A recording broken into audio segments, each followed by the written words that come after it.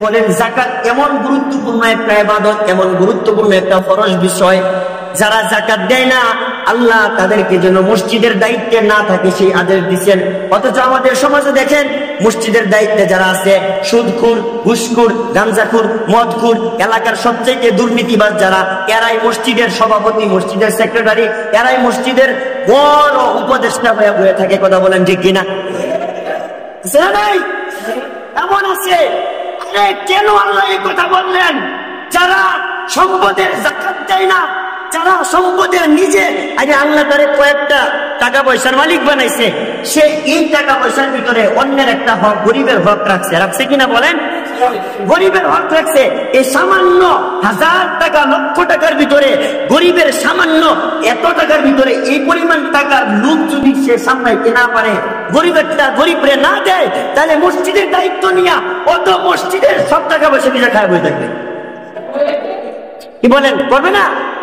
এই কারণে আল্লাহ তাআলা এই ধরনের লোককে, যারা যাকাত দেয় না, যারা যাকাতের পরিপূর্ণ হিসাব করে না, এদেরকে মসজিদের দায়িত্ব থেকে, এরা যেন মসজিদের দায়িত্বে না। তারা মাঝিরি যাকাত আদায় না করা এত বড় জঘন্য কাজ যে আল্লাহর এই ঘর মসজিদে তাদেরকে তত্ত্বাবধান করতে নিষেধ করছেন। যারা যাকাত দেয় না, যারা সম্পদের যাকাত পরিপূর্ণভাবে আদায় করে না, তাদেরকে মসজিদের দায়িত্ব থেকে অব্যাহতি, তারা যেন মসজিদের দায়িত্ব না নেয়, এই কথা আল্লাহ কোরআনে ঘোষণা করছে। আল্লাহ পাক রব্বুল আলামিন বলেন, ইন্নামা ইয়ামুরু মাসাজিদাল্লাহ মান আমানা বিল্লাহি ওয়াল ইয়াউমিল আখির ওয়া আকামাস সালাতা ওয়া আতাজ যাকাত ওয়া লাম ইয়াখশা ইল্লাল্লাহ ফাসা উলাইকা আইয়াকুনু মিনাল মুহতাদিন।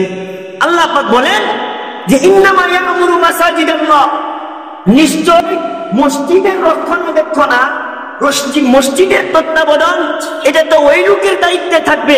ওই লোক মসজিদের রক্ষণাবেক্ষণা করবে মান বিল্লাহ, যে আল্লাহর উপর ঈমান এনেছে, ও আমানা বিল্লাহি ওয়াল ইয়াউমিল আখির, এবং আখিরাতের দিন নম্বর যে কি করছে, বিশ্বাস স্থাপন করেছে। সেই সাথে সাথে ওয়া আকামাস সালাত, এবং নামাজ পড়ে। এবং কি করে? নামাজ পড়ে না, নামাজ কেন পড়ে? নিজেও পড়ে, অন্যজনকেও কি করে? নামাজ পড়তে উদ্বুদ্ধ করে, অন্যজনকেও নামাজের প্রতি দাওয়াত দেয়। এমন লোক সে মসজিদের রক্ষণাবেক্ষণা করবে, সে হবে মসজিদের কমিটি, সে হবে মসজিদের দায়িত্বশীল। সাথে সাথে ওয়া আতাজ যাকাত, এবং যে তার মালের পরিপূর্ণ যাকাত আদায় করে, যে তার মালের সম্পদ হিসাব করে পরিপূর্ণ সম্পদের যাকাত দেয়, এমন লোক হবে মসজিদের দায়িত্বশীল। এমন লোক সে মসজিদের রক্ষণাবেক্ষণা করবে। এটা কার কথা? আমার? কার কথা? আমাকে বাঁচানেননি, তাইলে কার? দাদা গো, কোন নেতার না, সমস্ত নেতার নেতা যিনি, তার কার? আল্লাহ পাকের।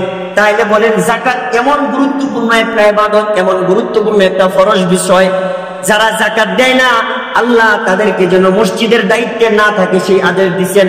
অথচ আমাদের সমাজে দেখেন মসজিদের দায়িত্বে যারা আছে সুদখোর, ঘুষখোর, গাঞ্জাখোর, মদখোর, এলাকার সবচেয়ে দুর্নীতিবাজ যারা, এরাই মসজিদের সভাপতি, মসজিদের সেক্রেটারি, এরাই মসজিদের বড় উপদেষ্টা হয়ে থাকে। কথা বলেন ঠিক কিনা?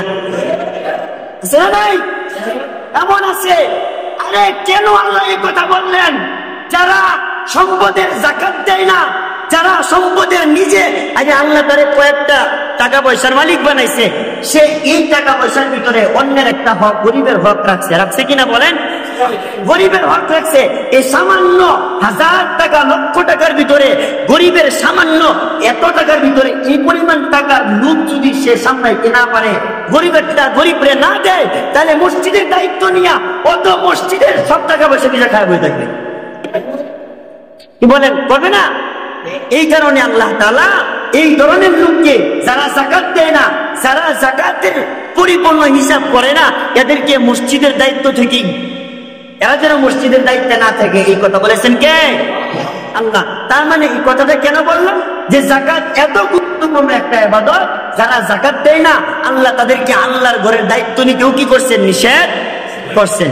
এই জন্য মুহতারাম হাজিরিন, আল্লাহ পাক রব্বুল আলামিন আমাদের যাদেরকে সম্পদের মালিক বানাইছেন, আমরা যারা আল্লাহ তাআলার করুণায়, আল্লাহ তাআলার দয়া ইহসানে আল্লাহর দেওয়া সম্পদের মালিক আমরা যারা হইছি, আমাদের সম্পদের পরিপূর্ণ হিসাব করে আমরা কি করব? সম্পদের যাকাত আদায় করব। তাহলে আল্লাহ তাআলা আমাদের সম্পদ আরো কি করবেন? বাড়ায়া দিবেন।